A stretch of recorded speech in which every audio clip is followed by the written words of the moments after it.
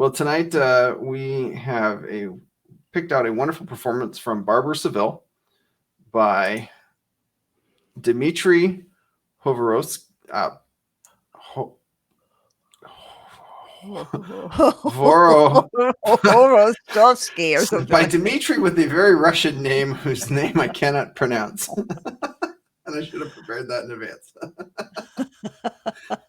It's a very Russian name. He'll be linked below. Brother. That's all I've got.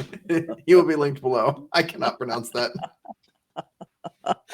We need Joshua in here to help you. Oh man. So yeah, we're looking at the Largo al Factotum, the "I Am So Important" song from the Barbara Seville. Yeah, I am so important. He knows everything, right? He knows everything. He knows everybody. Everybody comes to him because he's the barber. He's the barber. He's the most important person in the city. Well, everybody talks to their hairdresser about everything, So there you go. Some people do. Well, most people do. They're like their therapist, It's a pretty inexpensive therapist. That's right. That's right. That's right. Go to your hairdresser. Wow. Well, I mean, yeah, I guess if they're the gossip center, and this was written before Facebook and TikTok Instagram and easy ways to spread the news. Yeah, exactly. So yeah, I guess that would put him as pretty essential. And so the Barbara Seville is part of the Marriage of Figaro, and Barbara Seville were in the same trilogy, universe, if you want to call it. Yeah. The soap opera universe. Yeah. The early soap opera. The early soap opera universe. Oh, gosh. So and Mozart picked it up and continued it on. Yep. There wasn't any so this is written by Rossini, and Mozart wrote the Marriage of Figaro, which has also got some extremely recognizable pieces in it, but there's no direct connection between Barbara Seville and Marriage of Figaro. They just have except the characters. The characters, yes, the characters have the same names, but they're just not the same libretto. They're not the same. No, they just share names basically. And so, in what we're looking at is not the first song in the play, but it's the first song by Figaro. And it's his entrance song. So basically, there's some plot that happens before he enters the scene. Characters that are singing and doing their thing, and then all of a sudden he bursts on the scene and starts going on about how important he is and how cool he is and how everything is so grand when he's around. He knows, he's very confident about himself. A little prideful there. A little prideful. Well, I mean, and in the context of the play, I mean, the dude makes it happen. Yeah, he does. He makes it happen. So this is very much a comedy. It's a hilarious play. You've got somebody pretending that they're drunk in one scene. You've got someone pretending to be a soldier and forcing the old guy to house them. And then more soldiers come on and they're like pointing back and forth. It's sort of like the Spider-Man meme where they're pointing at each other, pretending who's the real Spider-Man. Who's the real soldiers here? Oh, gosh. Okay. You've got some intrigue between the two young lovers trying to hide and get messages back and forth, some crossed messages, some mixed messages, some ridiculous. It's just a hilarious play. Very, very funny. They're trying to bribe somebody and convince the music teacher that he's sick to get him off the stage, and he keeps trying to ask for more money. He keeps upping the bribe required to pretend. Oh yes, I'm sick, but I'm starting to feel better. If you give me some more money, I'll continue to feel sick. Oh dear. It's hilarious. It's a great opera to see. So do you have any pieces that you besides this one? Do you have any pieces that you've performed or that you really like? No, I never. I worked on just a little bit of it, but it doesn't really. It's more coloratura Okay. parts, and or you have a mezzo that does the part. So so I haven't. I've just dabbled a little bit here and there, but it's one of those pieces that you just love to listen to, and it has been used in so many Oh commercials. yeah. And, Disney obviously has used it with Bugs Bunny. That is absolutely hilarious, that everybody knows. And, so it's just so well known throughout, the world in various contexts, but to have it actually sung so beautifully by Dmitri is just really a pleasure to listen to for us. Oh yeah. That definitely falls in the category of you might not know the name of the song, but when you hear a few bars of melody, It's Barber. it's just that song is instantly recognizable. Yes. But of course, most of us have the Bugs Bunny in our head, Yep. you know? Yeah. That I wish that they had continued with some of that between the Wagner, we're going to kill the Kill the wabbit. rabbit.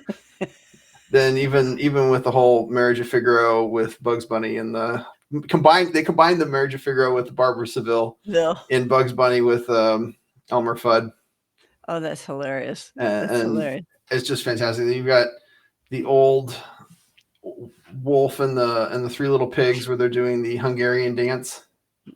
Da, da, da, da, da, da, da. Yeah. Well, Yeah, then you have the whole movie Fantasia that has mhm. all the stuff Yeah, in it. it's sad that they don't that there's nothing modern like that because the stuff was so good. I guess now that the modern cultural version would be the animated music videos and Vocaloids and other type of media, but nothing with the classical music like there had been.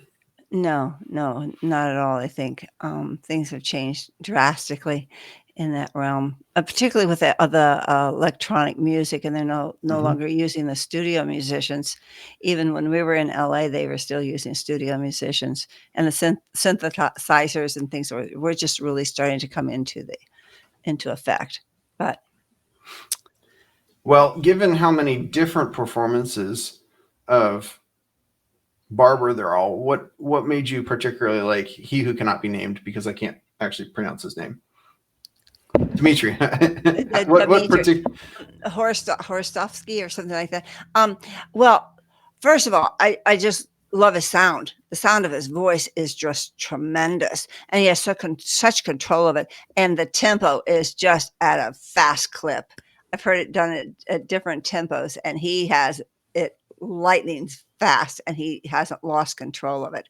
Some barbers, you'll listen to them, and it's like they kind of lose control of the vehicle they're trying to sing, and I just love it, he's very comical, very musical, but I really love to watch because from a singer standpoint, love to watch the relaxation of his mouth and how much strength he has in his body, but you don't see that in the performance.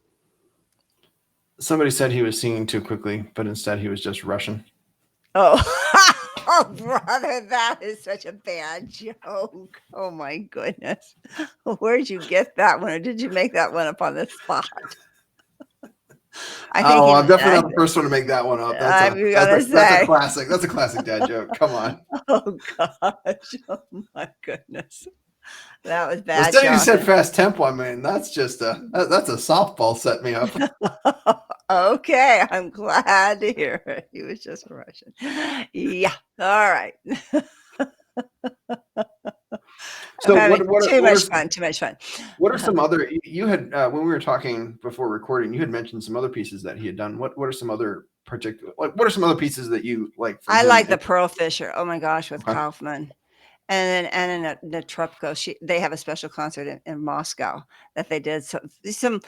older, very familiar, popular Russian songs that they were used to singing and stuff. But he's just got a lot of different, I think Scarpia, he sings a Scarpia, if I remember that one.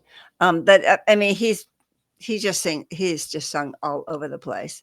Unfortunately, he is no longer with us, and Mm. he died of a tumor in his brain, from what I gather.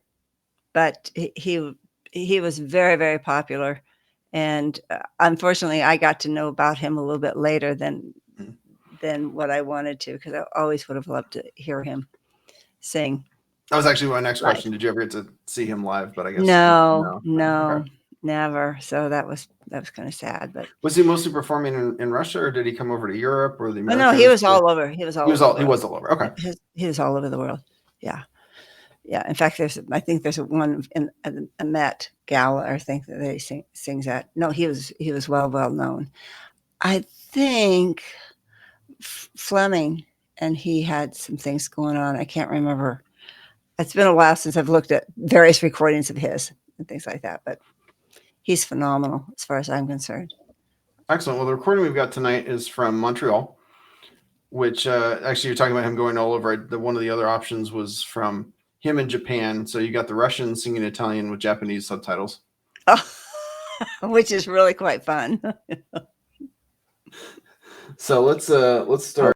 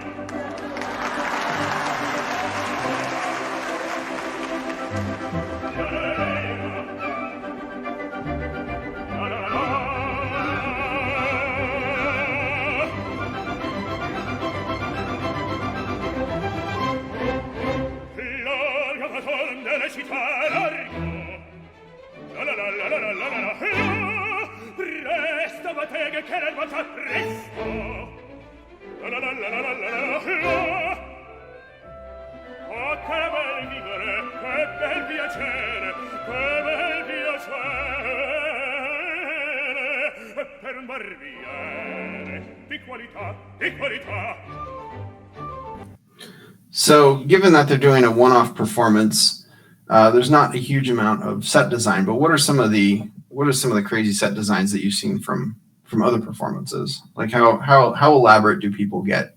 Oh, it all depends on the house. I mean, the Met can be pretty elaborate. I don't remember it so much in Vienna. I just been too long since I've seen it. But this concert version, I think it's very, very nice. I mean, you can go wild, or a lot of operas nowadays are putting it in modern day setting. Like even the Met did Lucia de Lammermoor.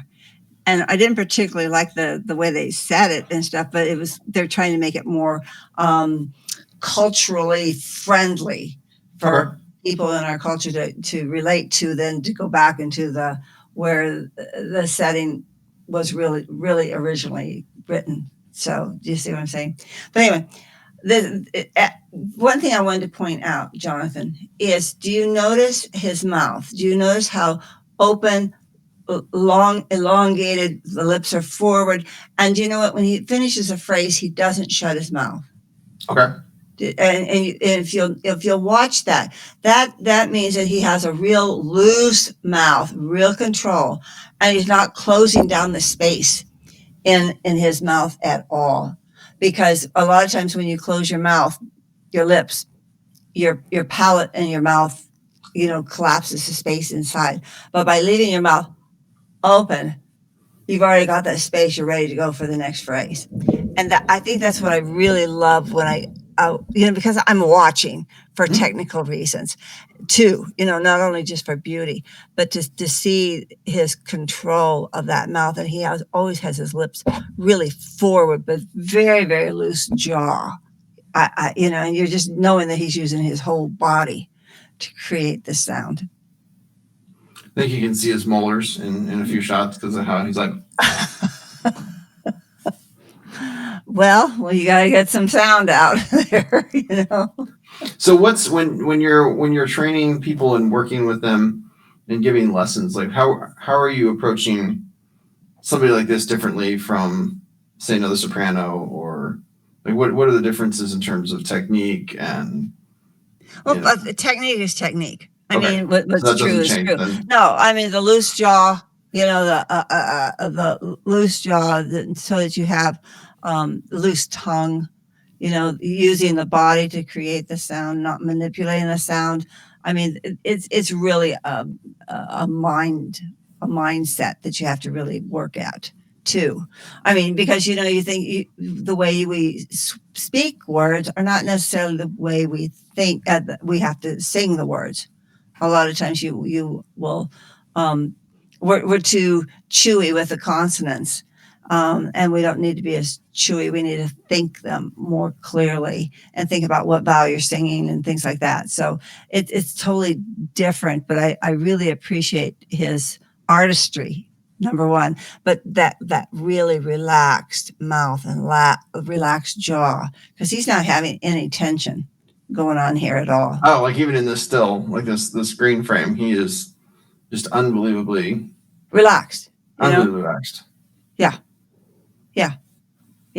He's just right there. And see, that's what we all strive for, is how to get that loose jaw, loose lips, just loose tongue, and keeping this free, not having the stress coming through your vocal cords, putting stress there, getting the air to make the sound, getting the air. But you have to deal with your brain too. And that's like overthinking it, you mean? Or overthinking it, or how you pronounce the word. You say it, but then how to lighten it up, how to keep that space going. I mean, there's a lot of things that go on with it. And then just enjoy it. Then you have to get out of that and get into the musicality and just enjoy it. But that's part of the practice. But he's beautiful. Continue on, dear.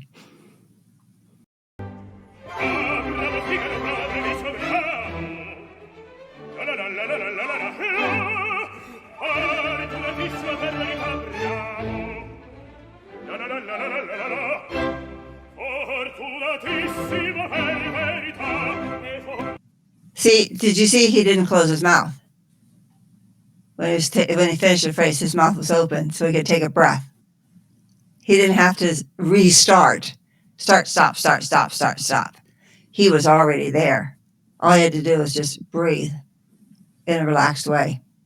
Go ahead.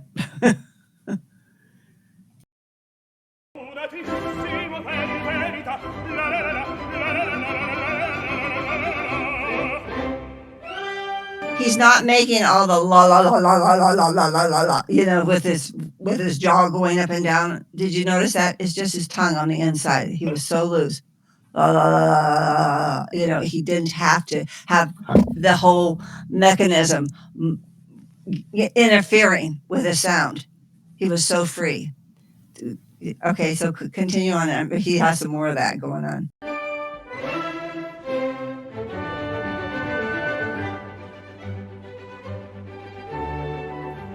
Tutto l'anno del giorno sembri di torre in giro sta in alto cagno per vadiere vita più nobile non sia la la la la la la la la la la. Did you see how he was just his lips weren't moving a huge amount. It was all. That's right. That's right. Doing, the tongue goes. Which is not what it sounds like when I do that. No. But he's got. But did you see how relaxed he is in his jaw and his mouth area? And his lips are real forward, rounded but forward. But you can see he has almost like a rectangle shape of his mouth. Okay. It's not oval, or out like this, but it's more rectangle in the way he has his mouth. I love it. I just love watching various singers and what they do with their mouths and how it is. But I really appreciate this loose. We call it kind of like that a dummy. Like when you go to sleep on the sofa and your jaw just kind of like that. That's I know what you're going to say. Usually Anyway, head back and I'm snoring. And oh, we'll get your head forward and not snore, but then your mouth will be open. Just don't drool too much. But but that is that relaxed jaw that we call it like that dummy mouth where you don't have any kind of shape to it. It's just relaxed. so is there an advantage of him having a more rectangular shape versus the versus the O, or like does this how's the sound See affected? that wide sound like this, like that. To me, that I mean, but of course, when you're really really high, you need some of that Right. lift in sopranos. I don't know so much about your tenors too. Of course, you see Pavarotti with that, yeah, that wonderful high cheekbone stuff. I just this works for him really well. And one of my teachers at Michigan, Ava Lakova, she always said that the men have more of a rectangle, square mouth in the back. So for their sound, I think because of all the musculature of them. I don't know. I don't know enough about it on that, but I just notice how relaxed he is and how his mouth shape is.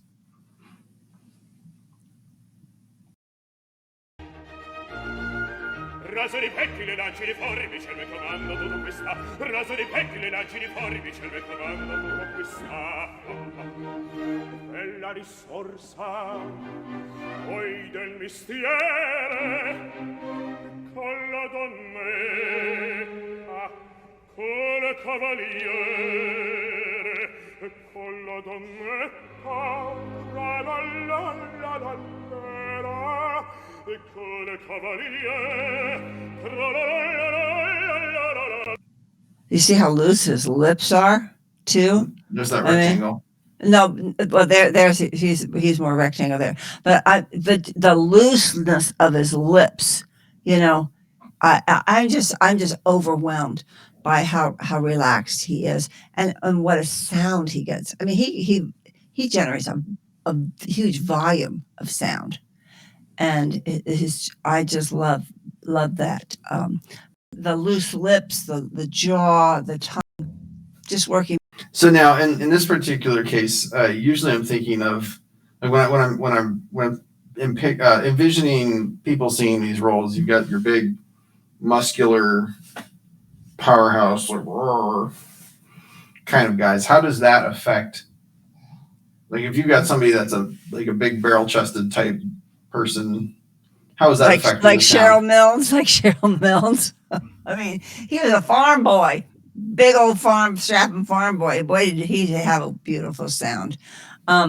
Your physique does make a difference to a certain extent, but I've seen teeny tiny girls that have these big voices. Okay. And I've seen big strapping men that don't have the big voices. So I think it depends on your God-given talent that God has given you and the body that you have and how well you use it. Even if you are pretty big, that doesn't mean that you're going to generate more sound. Although Birgit Nielsen was pretty big and she generated a big sound.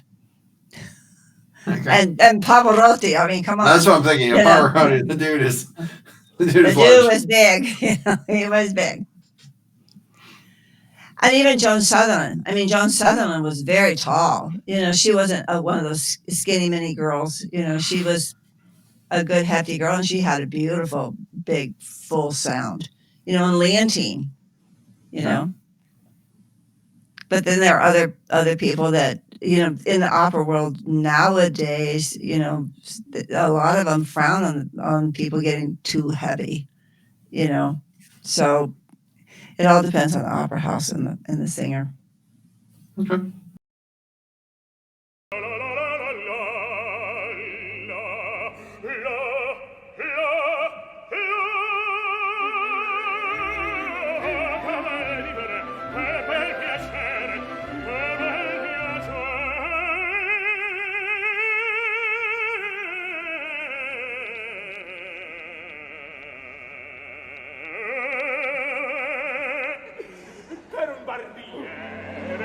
qualità, di qualità. Tutti mi chiedono, tutti mi vogliono, donna ragazzi, e vedi vai cioè, vuole palunca, presto la barba, vuole salvia, presto mi viene, tutti mi chiedono, tutti mi vogliono, tutti mi chiedono, tutti mi vogliono, vuole palunca, presto la barba, presto mi viene, Figaro, Figaro, Figaro, Figaro, Figaro, oimè, che furia, oimè, che folla, una volta, per carità, per carità, per carità, una alla volta, una alla volta, una alla volta, per carità. Figaro, son qua, e Figaro, son qua, Figaro qua, Figaro là, Figaro qua, Figaro là, Figaro su, Figaro giù, Figaro su, Figaro giù, rode altissima sulla torre, sulla ventana, nelle città, nelle città, nelle città, nelle città, nelle città. Now it gets fast. Now So this I is love when what it gets he's- really fast. Well, I love how he's like in the vibrato. He's basically talking about, at this point, he's talking about how awesome he is, and Yeah. all the Can you people tell? are coming to him to ask for his That's favor right. and Yeah, haircuts, yeah. and Oh, yeah. all the young ladies and the old ladies and the young men and the old men and the nobles and the. He's just It's so full of himself. it's pretty prideful there. Pretty prideful there. But then we get into this fast part, and this is where he's at a fast clip. I mean, my goodness. Bravo, Figaro, bravo, Figaro, bravo, bravissima, fortunatissima, fortunatissima, fortunatissima, per verità. La la la la la la la la la la la la la la la. O de Bertuno, non mancherà. Sono il Factotum e la città, sono il Factotum e la città della città della città della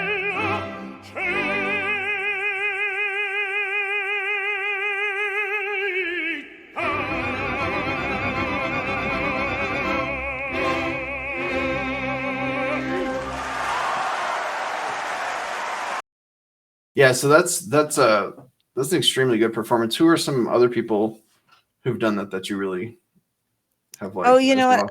I'm terrible about remembering a lot of names like that, but this was my favorite. What we listened to, what Peter, what was his name? Oh, what was his name that we listened to the I other have day? that.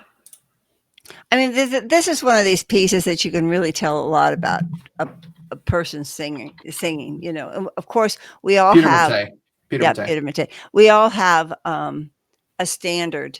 You know, like you said with Queen of the Night, you have your standard that you want to hear, how you want to hear. You know, Olympia's aria, I have to say in my ear. Love how she sings it. You know, so you have that kind of in your ear, and I have him in my ear with the barber, just because that's what I love listening. When I want to hear barber, he's the one I want to listen to. You know, so I don't kind of gravitate towards other ones, which is terrible because I should. But you know. Well, there's one version of Barber that you sent me, and it was an outdoor amphitheater performance. Yeah, and the whole time you could hear the birds chirping. I'm like, I know. is there something wrong in my room? I know. It took me like 2 minutes of watching the video to realize the birds were in the video. Birds were in the video. I was like, oh, no. You know, yeah. That was not a good production No, addition, shall we say. it wasn't. But it was interesting, you know. Well, I still like Bugs Bunny. That's right. Yeah, who did it better? Dmitri or Bugs Bunny? Oh, wow. Let's put it. But you know what? Every time we hear this Barbara, where does our mind go? Bugs Bunny, you know. So, well, the version I did get a chance to watch the whole play, and the Royal Irish Theatre, I think, had put a full copy of it from like 1983, and so they had modernized it, and so Figaro rolls up in a VW wagon with all of his barber supplies. So instead of his barber cart, he rolls up in a VW bug, you know, like okay, go VW for it. wagon, and it's got all of his barber accoutrements and stuff inside. Oh my goodness. I'll have to look for that one because That's pretty funny. That would be pretty funny. Well, you have to have a sense of humor with. Oh, it's a hilarious. I mean, yeah, like it's a hilarious play. But they so they modernized the set pieces and some of the costumes to make it look more like it was set in the 60s or the 70s in Ireland. Yeah. That's what the opera companies are doing, which is fine. But I still like seeing the grand old opera with some of the original. Well, not original, but time setting. I think I would have a hard time seeing Rosenkavalier made into a very modern piece after living in Vienna and then seeing Rosenkavalier so many times at the Vienna Staatsopera. I think I would have a hard time with it, but who knows? Just got to get Baz Luhrmann and Leonardo DiCaprio to do it. Oh gosh, Modern retelling. I think I'll pass. Well, anyway, Jonathan, this has been delightful. Excellent. I love this piece. Like it's one of those where when you sit there and listen to it, I can't help but just be bouncing along to it. It's such a fun. Yeah, of course. It brings happiness and joy to us, and particularly nowadays when things get to be so heavy. And it's nice to have something joyful that you can bounce around with and lifts your spirits, and that's what music does to you. So anyway. Excellent. Well, this has been a ton of fun. Thank you, dear heart. So we'll have to pick out another piece and we'll figure out another piece and go for it. All right. We have a good night. I can see you. Okay. You too, honey. Love you. Bye. Bye. This has been Nancy Loves Singing with Nancy and Jonathan Evanen. If you'd like to support the channel, the Patreon page is linked below. Thank you, and we hope you enjoyed watching this video as much as we enjoyed recording it.